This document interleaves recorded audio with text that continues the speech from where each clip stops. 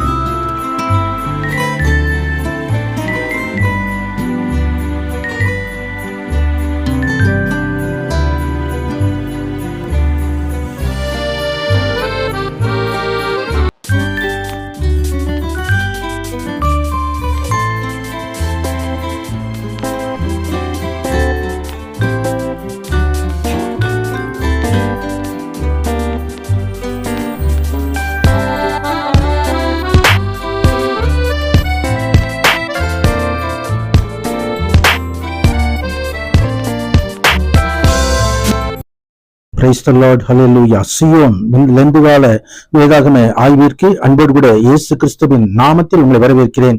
இந்த தினத்திலும் நாகூம் புஸ்தகத்தில் காணப்படுகிறதான சிலுவையின் நிழலை குறித்து நாம் தியானிக்க போகிறோம்.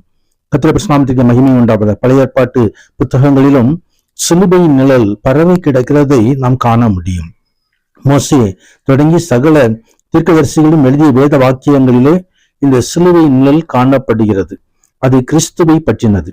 கிறிஸ்துவே சிலுவையில் நமக்காக கிருபாதார பலியாக தம்மையே ஒப்பு கொடுத்தவர், நமக்காக ரட்சிப்பை உண்டு பண்ணினவர்.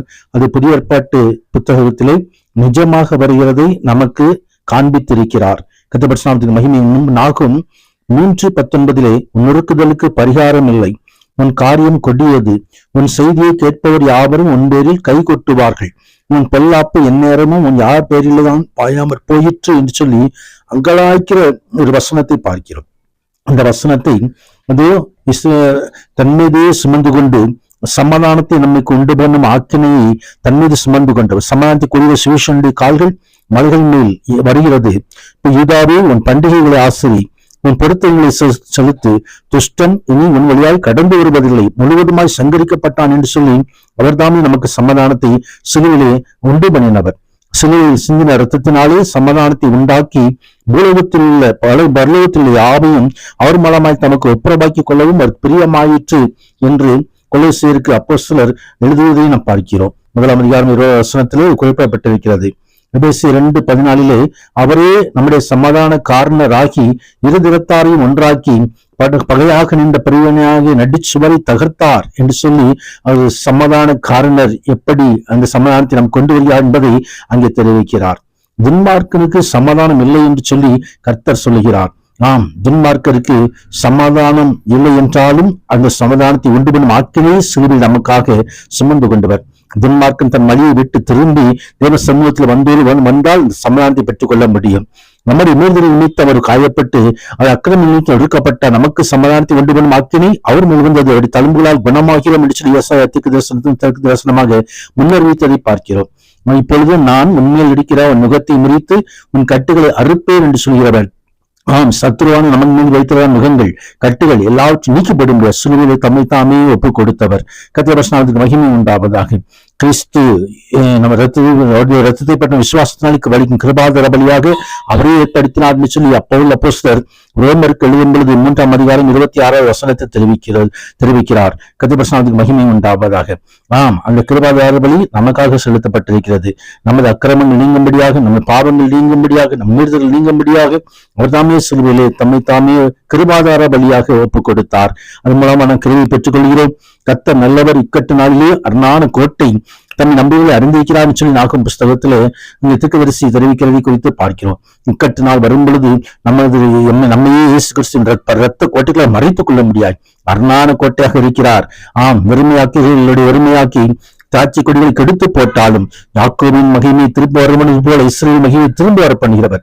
சிலுவையின் ரத்தம் மகிமையை திரும்பி வர பண்ணும். அவருடைய ரத்தம் சகல பாவங்களை நீக்கி சுத்திகரிக்கும். அந்த சுத்திகரிக்கப்பட்டதினாலே ஒரு மகிமையை திரும்ப பண்ணுவார். மகிமை உண்டாகும். கிறிஸ்துவை தம்முடைய தேவனத்தில் சேரும்படி அநீதியுள்ளவர்களுக்கு பதிலாக நீதியுள்ளவர்களாய் பாவங்கள் நிமித்தம் ஒரு தரம் பாடுபட்டார். மாம்சத்திலே கொலை கொண்டு ஆவிகளை உயிர்ப்பிக்கப்பட்டார் என்று சொல்லி பேதுரு தம் நிறுவனத்தில் எழுதியதை குறித்து பார்க்கிறோம். அவர் தாமே உயிர்த்தெழுந்த இரட்சகராய் வரும் பொழுது கைகளையும் கால்களையும் அவர்கள் காண்பித்தார். அந்த சிஷ்யர்கள் அந்த ஆணியால் கடவப்பட்ட அந்த தழும்புகளை கண்டார்கள். கர்த்தருடைய மகிமை உண்டாவதாக. அவருடைய கால்களிலே கைகளிலே விழாவிலே அவருடைய தழும்புகள் காயப்பட்ட காயங்கள் தழும்புகளாய் இன்றைக்கும் இருக்கிறது. தோமாவை நோக்கி உன் விரலை இங்கே நீட்டி என் கைகளை பார், என் கையை நீட்டி என் விழாவிலே போடு, அபிசியாசியாம் விசுவாசியாயிரு என்று சொல்லார். கர்த்தருடைய மகிமை உண்டாவதாக. ஆம், எந்தேவனே என்று சொல்லி அவர் தம் விசுவாசத்தை அறிக்கையிட்டார். கர்த்தர் நீடிய சாந்தமும் மிகுந்த கிருபையும் உள்ளவர். ஆக்கம் இல்லாமல் தப்பிக்க மாட்டார். கர்த்தர் வலி சுழல் காற்றிலும் பெருங்காற்றிலும் மேகங்கள் பாதங்களுக்குள்ளாயிருக்கிறது. கர்த்தர் மகிமை உள்ள சிலுவையில் நமக்காக சகல ஆக்கினையை சுமந்து கொண்டவர். ஆம், ஒருவன் என் பின்னே வர விரும்பினால் தன்னைத்தானே வெறுத்து தன் சிலை அனுதினம் எடுத்துக்கொண்டு நீ பின்பற்ற கடமை என்று சொல்லி லூக்கா 9:23 அழைப்பு கொடுக்கிறார். நாமும் கூட ஒரு சிலுவை எடுத்துக்கொண்டு நாமும் கூட சிலுவையில் ஒருவரோடு அறையப்படும்படியாய் நம்ம ஒப்புக் கொடுப்போம், ஜீவப்படியாக ஒப்புக் கொடுப்போம். கப்பலாகி தூரம் அவர் கிறிஸ்து கர்த்தரின் நாவுகள் எல்லாம் அறிக்கைப்படும்படி எல்லா நாமத்துக்கும் மேலான நாமத்தை இருந்தவர். நம்மையும் ஆசீர்வதிப்பாராக. நம்மையும் நாமத்தை பெருமைப்படுத்துவேன் சொல்கிறவர். நம்மையும் ஆசீர்வதித்து மகிமைப்படுத்துவராக. அது பரிசுத்த ரத்தம் நம்ம கழுவுவதாக. கர்த்தர் மகிமையான காரியங்களை செய்வதாக. ஆமென், ஆமென். God bless you.